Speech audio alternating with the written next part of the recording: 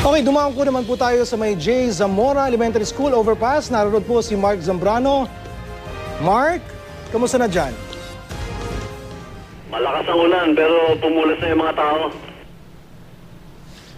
Mark, bigyan lang tayo ng konting background, no? Kung ano nangyayari ngayon dyan sa may kinalalagyan mo sa Zamora. Sasama ko sa report.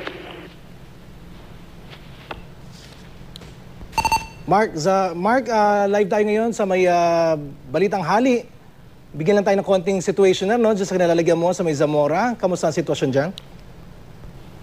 Okay, so ngayon, wala ng mga tao dito, no? Pero malakas pa rin ang buhos ng ulan. Yung mga otoridad natin dito, yung mga pulis ay nandito pa rin sa area at patuloy pa rin ang pagmamanman nila dito kahit wala na yung mga tao.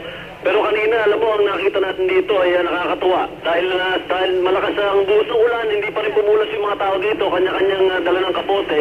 At ang nakakatuwa dito, ang eksena, yung mga bahay dito sa gilid ng kali ng Quirino, Corner, East Zamora. Kanya-kanyang labas ng mga upuan, ano? Parang mukhang sala set na itong gilid ng Quirino kanina. At kahit malakas yung buhos ng ulan, kanya-kanyang pwesto dito para masilayan nila itong si Pope Francis. At natuwa naman ang lahat ng tao dito kanina. Dahil nung papunta si Pope Francis din sa UST, ang sasakyan niya yung closed na kotse na Volkswagen.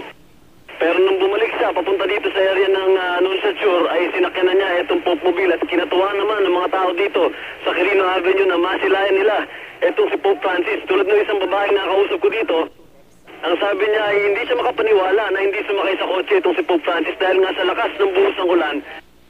At kinatuwa nga nila, no, na nagkapote pa itong si Pope Francis at parang hindi niya pinapansin itong buhos ng ulan at masamang lagi ng panahon sa pagkaway at sa pagbati sa mga tao na punong-puno dito sa gilid ng kalye.